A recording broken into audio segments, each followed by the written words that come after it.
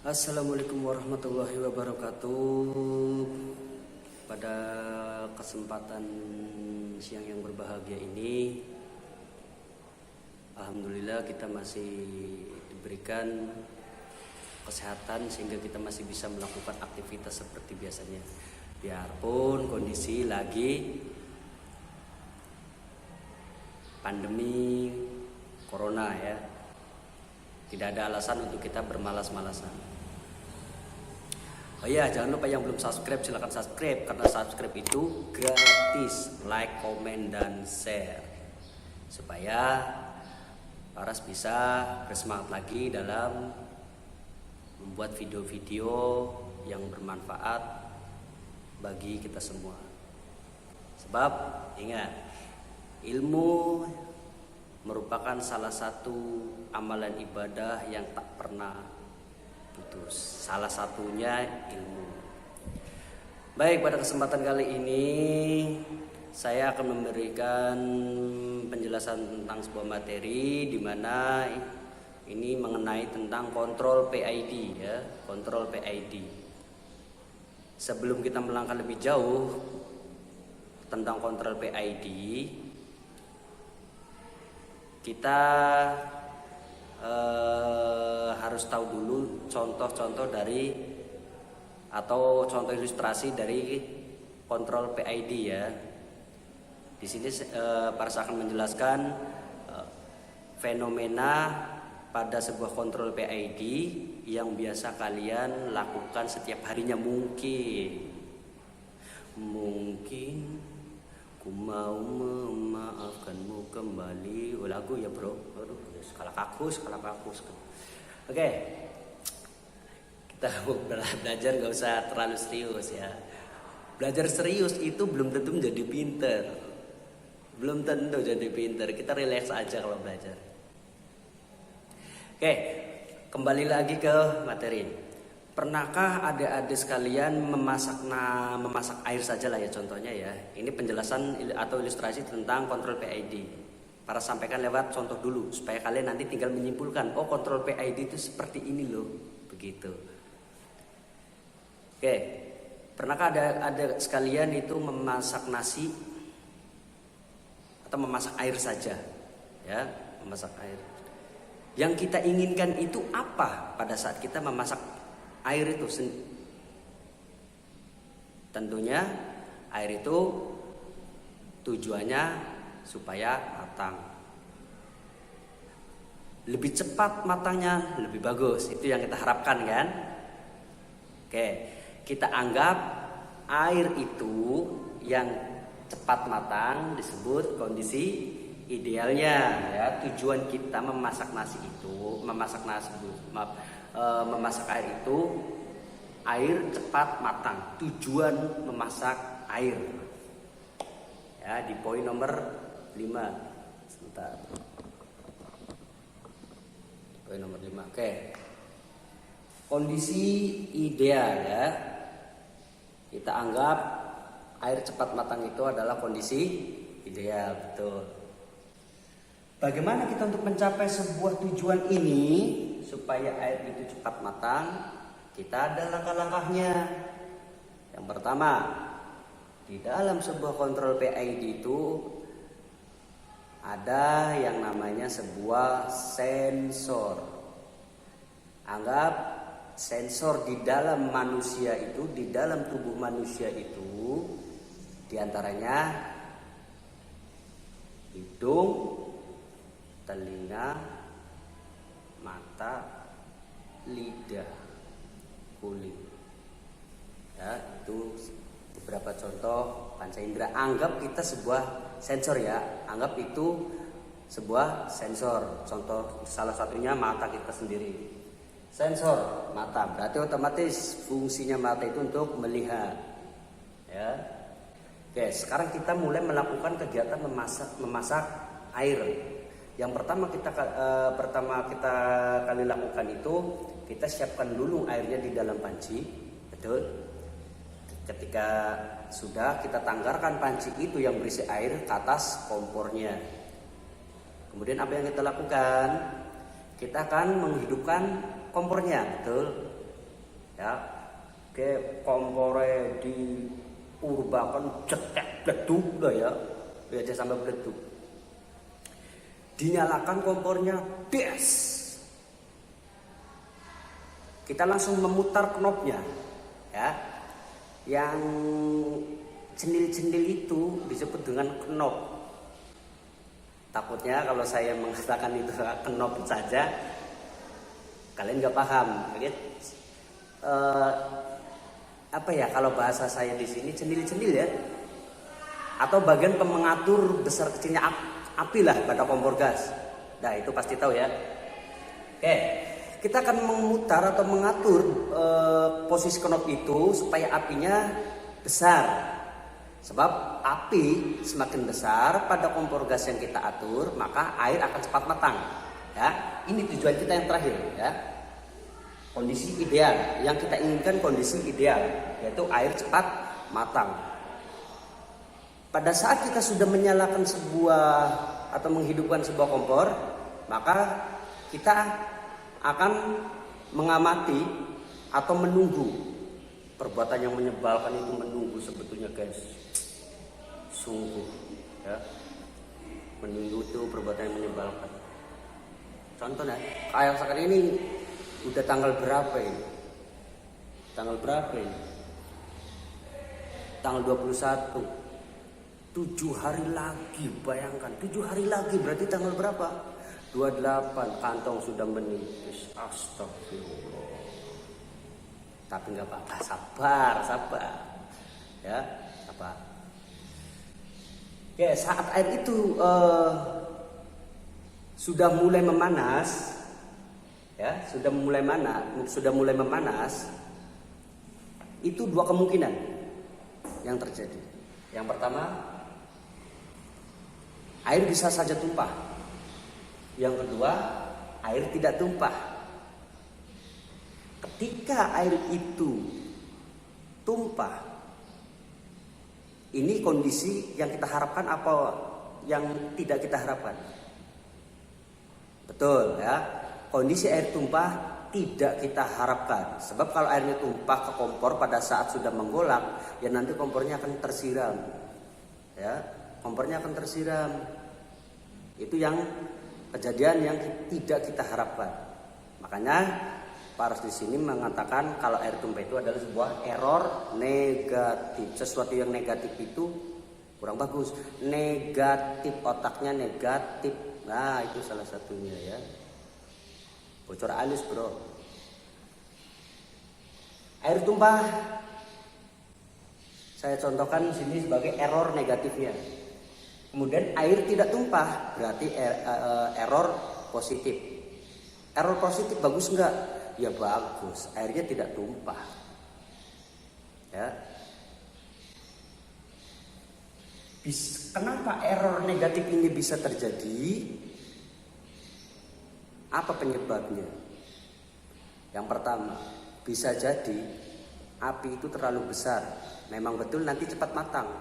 Asalkan supaya tidak tumpah, kita selalu memantaunya. Betul tidak?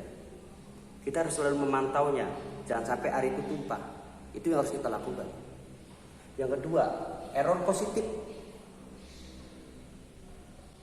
Air tidak tumpah. Ya. Ini masih dikatakan error. Kenapa ini bisa dikatakan error positif? Mungkin api terlalu kecil. Ya. Kalau apinya terlalu kecil, ya memang air tidak tumpah. Tapi tidak sesuai tujuan kita. Tujuan kita apa? Kondisi ideal, yaitu air cepat matang. Itu tujuan kita, kondisi ideal. Ya, ingat tujuan kita dalam memahami sebuah kontrol PID itu yaitu kondisi ideal. Memasak nasi, kondisi idealnya itu air cepat matang. Itu yang kita harapkan. Oke, berarti kita harus membesarkan air ya. Membesarkan air, mohon maaf, membesarkan apinya. Boleh Pak, itu kan error negatif. Boleh saja, asal kita jaga, awas, selalu kita pantau jangan sampai air itu tumpah. Ya. Oke, air tumpah sekali lagi berarti api terlalu besar. Apa yang harus kita lakukan? Ketika air tumpah, apa yang harus kita lakukan? Betul sekali, mengecilkan apinya. Ya. Ketika air tidak tumpah, apa yang harus kita lakukan? Perhatikan besar kecilnya api. Mungkin terlalu kecil sehingga air tidak tumpah tapi lama matang. Itu bukan yang kita harapkan, makanya masuk ke error positif. Yang kedua, feedback. Nah, feedback ya. Feedback ini adalah sebuah umpan balik. Ngerti umpan balik ya? Mungkin bagi adik-adik sekalian, ada sebagian yang belum memahami feedback itu, umpan balik itu seperti apa sih. Nih, kalau contohnya seperti ini adik-adik pasti paham nih ya. Contoh nih ya, ada si A, ini cowok, si A ini cowok, dan si B ini cewek. Si A ini mengungkapkan sebuah perasaan kepada si B. Kemudian si A ini barulah mengungkapkan isi hatinya, ya, yang sudah lama kian terpendam. Bayangkan bro, betapa ya. Ketika diungkapkan, si A bilang seperti ini, hai si B, aku tuh mau ngomong sesuatu sama kamu, boleh enggak? Dijawab sama si B, oh boleh silakan, mau ngomong apa? Tapi saya malu nyampein ke kamu, kata si A. Kata si B, ya silakan saja, nggak apa-apa, nggak usah malu-malu, kita kan teman guys, kan gitu ya. Anak-anak zaman sekarang kalau bilang sama kawan-kawan itu, guys, bro, ya my brother, sekolah kaku, sekolah kaku. Ya kira-kira seperti itu ya. Oke, kemudian si A mengungkapkan, gini, saya tuh lagi butuh banget duit. Tuh Pak, katanya dari hati tadi. Ya itu sama saja dari hati, orang pinjam duit juga sama juga dari hati. Ada keinginan meminjam uang kan dari hati ya. Mau pinjam uang sama kamu ada enggak? Dua yang kita bisa prediksikan dari jawaban si B. Yang pertama, si B memberikan uangnya. Oke, kamu butuhnya berapa? Mungkin itu yang pertama. Yang kedua, si B bisa saja mengatakan, aduh mohon maaf banget, kamu ini gimana sih A? Kemarin saja kamu itu belum mengembalikan pinjaman yang kemarin. Sekarang mau hutang lagi, pinjam uang lagi. Ya mikir, kata si B. Dua jawaban itu kemungkinan terjadi kan? Nah, itu disebut dengan respon, balasan, feedback, umpan balik. Itu maksudnya. Udah paham ya? Jadi feedback itu umpan balik atau balasan atau respon. Masuk sini. Kalau kita kaitkan dengan feedback itu tadi, ketika airnya sudah menggolak, yang ada dalam pemikiran kita, yang ada di dalam benak kita akan mengecilkan apinya melalui knob, ya, melalui knob. Ketika airnya belum menggolak atau belum mendidih, kita lihat apinya besar apa kecil. Kalau kecil berarti kita besarkan. Nah, itu disebut dengan umpan balik. Bagaimana prosesnya? Kita melihat langsung. Loh, ini apinya kekecilan ini. Nah, pada saat kita melihat api itu kecil, yang ada langsung dalam benak kita melalui mata, kita lakukan feedback. Ya, gara-gara melihat api itu kecil, maka kita besarkan. Ya, besarkan apinya melalui knob, ya, pengaturan knob tadi. Ketika sudah menggolak, apa yang kita lakukan? Kita melihat api atau melihat airnya itu, langsung dalam benak kita, kalau airnya sudah menggolak, kita akan melakukan pengaturan pada knob, ya, yaitu mengecilkan sebuah apinya. Nah, itu yang disebut dengan feedback. Berarti ketika air itu sudah matang, tanpa air itu tumpah ke kompor dan sudah dimatikan kompornya, berarti kita sudah mencapai tujuan kita, yaitu kondisi ideal, air cepat matang. Oke, itu contoh salah satu ilustrasi atau kejadian dalam kehidupan kita sehari-hari. Jadi yang namanya sebuah materi itu sebetulnya kalau kita mau memahami dalam kejadian atau fenomena dalam kehidupan kita sehari-hari, sebetulnya mudah saja. Hanya saja kita itu kadang terlalu asik, ya, terlalu asik dalam melakukan sesuatu. Maksudnya gini, kegiatan kita setiap hari itu kita tidak bisa menalarkan atau menghubungkan dengan contoh-contoh dari materi-materi yang ada di sekolah. Padahal bisa kita kaitkan. Ya. Kenapa Paras menjelaskan melalui contoh ilustrasi untuk kontrol PID supaya adik-adik cepat paham. Bisa saja Paras menjelaskan secara materinya, ya, dengan menggunakan bahasa error positif, error negatif, ya, sensor, feedback, dan kondisi ideal, tanpa menjelaskan contoh dalam kehidupan sehari-hari. Paras yakin kalian akan bingung. Contoh, andaikan ini Paras belum menyampaikan ya tentang kejadian ilustrasi ini, ya, untuk kontrol PID. Contoh untuk robot line follower. Target kita insya Allah nanti membuat robot line follower, ya. Oke, doakan saja semoga para selalu diberikan kesehatan sehingga nanti bisa menyampaikan atau bisa sharing ilmu lagi untuk adik-adik, ya. Oke, andaikan para nanti mau menjelaskan kontrol PID langsung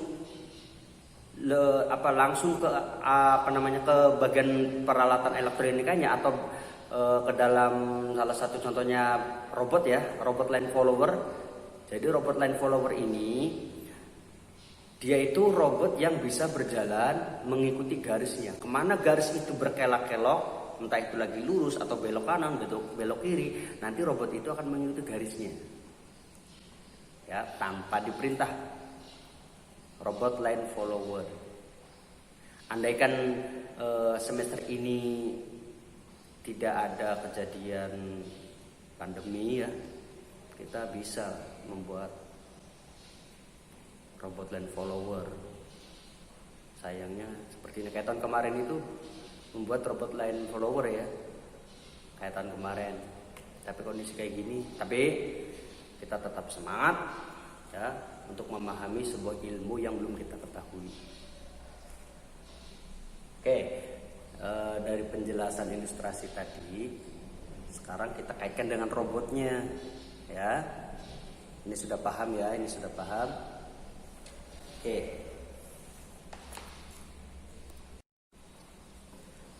Oke, kita lanjut, ya.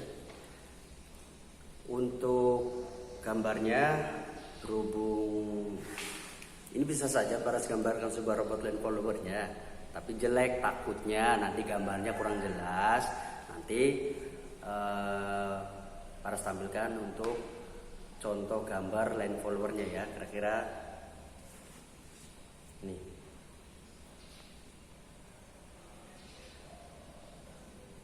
Oke, perhatikan di situ ada gambar, ya. Ada gambar, ada robot yang menggunakan roda 4, Ya, ada garis tengahnya warna hitam itu. Ada garis tengah warna hitam. Nah, robot itu nanti akan berjalan terus mengikuti garis warna hitamnya. Ya, garis warna hitamnya. Nah, kemudian ketika robot line follower itu berjalan mengikuti garis, itu tidak benar-benar lurus mengikuti garis juga ya, pasti ada kelok-keloknya, tapi robot itu nanti tidak akan keluar dari garis, tetap garis itu berada di bagian tengah robot bagian bawahnya ya. Jadi robot itu nanti tidak akan keluar dari garis. Contoh salah satunya, robot itu nanti akan berkelok-kelok pada saat berada di posisi garis lurus. Itu belum tentu robot itu benar-benar fokus lurus, itu belum tentu ya. Bisa saja nanti robot itu bisa berbelok ke arah kanan atau kiri tapi tidak melewati garisnya. Ketika robot itu sudah dijalankan ya, kita jalankan, ingat robot line follower kondisi idealnya apa untuk kita yang kita harapkan. Ingat, line follower itu robot yang mengikuti sebuah garis. Kondisi idealnya robot itu harus, ya betul sekali, robot itu harus berada di posisi garisnya ya, harus berada di posisi garisnya pada saat berjalan ya, kira-kira seperti itu kondisi idealnya, itu yang kita harapkan tujuannya ya. Kemudian bagaimana supaya kita itu bisa mengatur robot itu tidak keluar? Nah, nanti di sini ada perhitungannya untuk kontrol PID. Ya. Kita lanjut ke contoh robotnya tadi ya. Untuk perhitungan nanti kita bahas. Oke, pada saat robot itu melintasi trek lurus, robot itu tidak harus benar-benar lurus posisinya ya. Pasti ada sedikit goyangnya itu pasti ada. Ya, contohnya seperti ini. Untuk robot line follower. Nah, robotnya berkelok-kelok ya. Oke, kembali lagi. Kira-kira seperti itu. Ya, biarpun posisi berada di trek lurus, robot itu tetap akan berkelok-kelok. Nah, untuk mengantisipasi robot itu tidak keluar dari garis, maka di situ dipasangkan sebuah sensor ya. Dipasang sebuah sensor. Pak, kalau di dalam robot line follower itu kira-kira ada error positif enggak ya? Ada, bisa jadi ada ya. Sebab ada robot line follower yang yang posisinya itu kalau melaju itu sangat cepat. Ada ya, robot line follower pada saat melaju itu sangat cepat dan itu bisa digunakan untuk balapan ya. Untuk lomba balap. Ada juga robot line follower yang jalannya pelan dan itu error positifnya sangat tinggi, tapi pelan ya. Nah, itu kan bukan kondisi ideal atau bukan kondisi yang kita harapkan. Yang kita harapkan itu robot line followernya berjalan dengan cepat, yaitu yang kita harapkan ya, itu yang kita harapkan. Pada saat robot line follower itu melaju dengan cepat kemudian keluar dari garis, maka itu disebut dengan error negatif ya, seperti yang tadi. Kondisi ideal kita, robot itu tetap berjalan di atas garisnya ya, tidak keluar dari garisnya itu. Nah, ketika robot itu belok ke arah kanan padahal posisinya berada di garis yang lurus, itu kita katakan sebagai errornya ya, sebagai errornya. Ketika robotnya keluar dari garis, itu error negatif. Yang kita lakukan jangan sampai keluar dari garis kan, itu. Ini coba Pars gambarkan ya. Ini kita ini Pars nggak bisa gambar robot ini, gimana ini? Ini sebuah rodanya ada 4 yang tadi itu, ini garisnya. Ini treknya lurus, anggap saja kita treknya lurus ya. Robot itu nanti bisa saja berbelok ke arah kanan, bisa saja berbelok ke arah kiri, tidak benar-benar lurus total ya, itu nggak bisa. Pasti dia ada belok kanan, belok kirinya. Pada saat dia belok kanan atau belok kiri, tetapi tidak keluar dari garis ini, tidak melewati garis ini, ya, tidak melewati garisnya, itu adalah kondisi idealnya, kondisi yang kita harapkan. Kalau keluar dari garisnya, nanti akan seperti ini. Ini roda samping kanan ya, samping kanan, samping kanan, samping kiri, samping kiri. Ketika terjadi error negatif, ya, maka robot itu akan keluar. Seumpama kita anggap saja robotnya keluar garis ke arah kanan ya, padahal kondisinya lagi trek lurus, keluar garis ke arah kanan, berbelok ke arah kanan. Ini roda kanan, ini roda kanan, ini roda kiri. Nah, ini adalah kondisi error negatif, ya, kondisi yang tidak kita inginkan. Makanya kita katakan itu disebut dengan error. Garisnya berada di sini, ya, garisnya berada di sini. Robotnya keluar dari garis, itu kondisi yang tidak kita harapkan.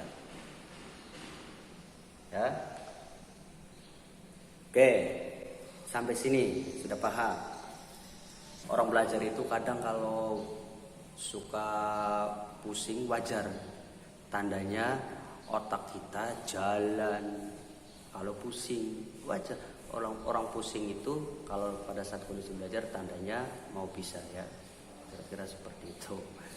Kalau tidak mau pusing, orang yang nggak mau banyak berpikir, hidupnya nggak pernah maju.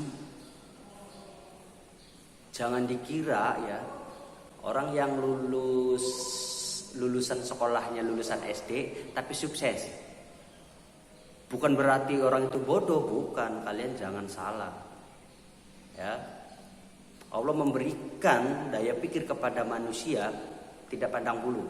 Entah itu orangnya lulusan SD, SMP, SMA, SMK atau sarjana sekalipun, kalau Allah sudah memberikan daya pikir yang luar biasa, memberikan jalan rezeki, memudahkan jalan rezekinya, maka kun fayakun, ya. Kata Allah jadi, maka jadilah.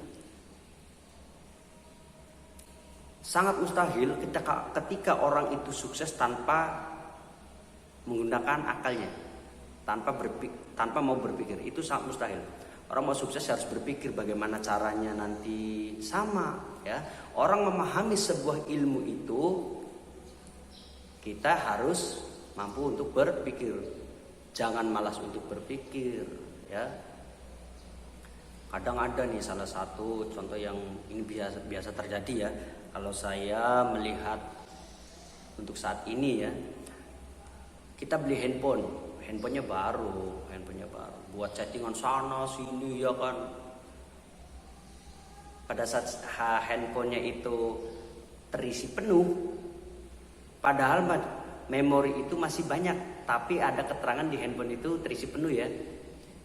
Kita taunya ini kenapa ya, kok error, memorinya masih banyak kok keterangannya memori penuh.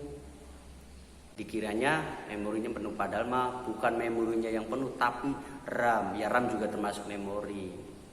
Ya, masalahnya begini, kita kalau berbicara tentang memori pasti bahasanya kapasitas penyimpanan data. Padahal yang namanya memori itu nggak harus seperti itu ya. RAM juga, kita sering mengabaikan RAM ya. RAM itu memori sama. Random access memory.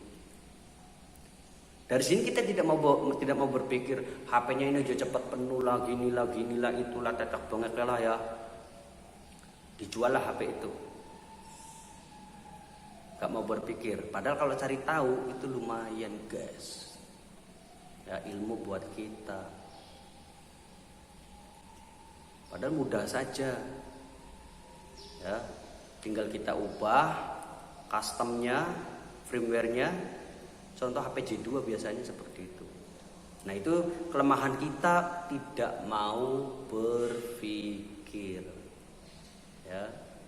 Jadi sekali lagi, kalau kita belajar merasa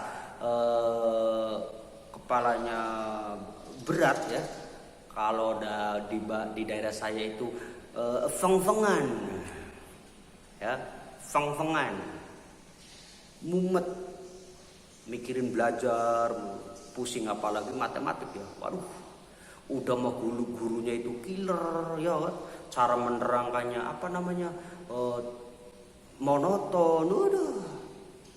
Ini anak pinternya enggak, gobloknya tetep, biasanya seperti itu ya. Jadi pembelajaran semua mapel itu menarik, tinggal bagaimana kita menyampaikannya ya. Tidak ada pembelajaran atau mata pelajaran yang kita anggap itu tidak suka. Padahal mah kalau kita cara menyampaikannya dengan baik, ya kita juga akan menikmati. Kuncinya satu ya, perlu ada diketahui. Ketika kita belajar, kepala kita merasa berat ya, kita harus lawan. Dan itu sudah resiko.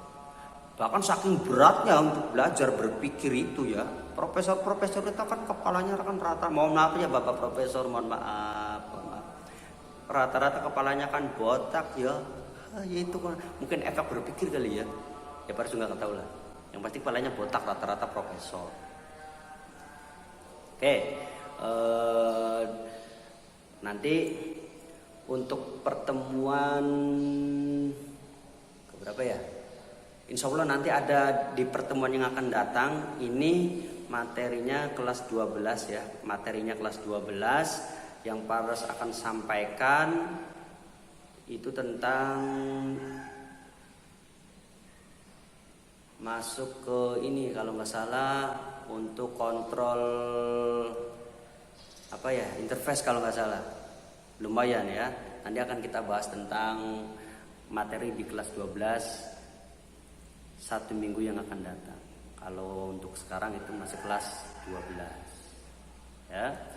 Jadi nanti adik-adik silakan tarik kesimpulan mengenai kontrol PID-nya ya. Tarik kesimpulan, hubungkan dengan materi yang kemarin diupload ya. Boleh lihatnya materi semua tentang materi open loop dan close loop ya. Bahkan sampai videonya Paras yang menerangkan, kalian boleh simak. Terus kalian hubungkan dengan kontrol PID. Adakah hubungannya antara kontrol open loop atau close loop dengan kontrol PID? Adakah hubungannya? Kalian cari tahu ya.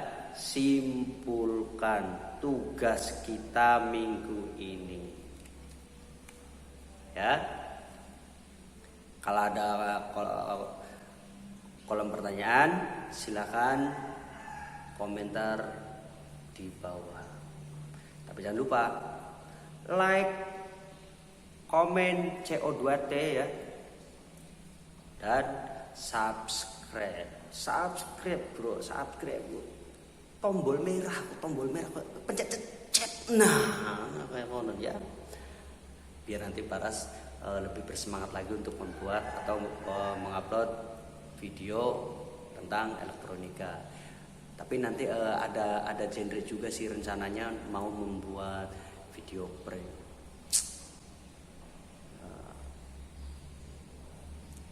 Entahlah, masih pikir itu mah nanti. Yang penting ada sekalian silahkan simpulkan. Yang pertama, hubungkan atau kaitkan materi open loop, close loop dengan kontrol PID yang sekarang ya. Nanti materinya Pak Paras kasih di deskripsi ya, di deskripsi. Paras upload nanti di deskripsi. Tinggal nanti bisa download, yang belum punya silakan bisa download di deskripsi. Yang sudah punya ya tinggal buka saja, silakan kalian hubungkan, atau dengan cara melihat video saja nggak apa-apa. Melihat video yang sudah kalian hubungkan ya. Kemudian tarik kesimpulan hubungan antara kontrol PID dengan kontrol open loop ataupun close loop. Baik, itu saja yang perlu bersampaikan untuk pertemuan kali ini. Kurang lebihnya mohon maaf. Billahi taufiq wal hidayah. Wassalamualaikum warahmatullahi wabarakatuh. wabarakatuh.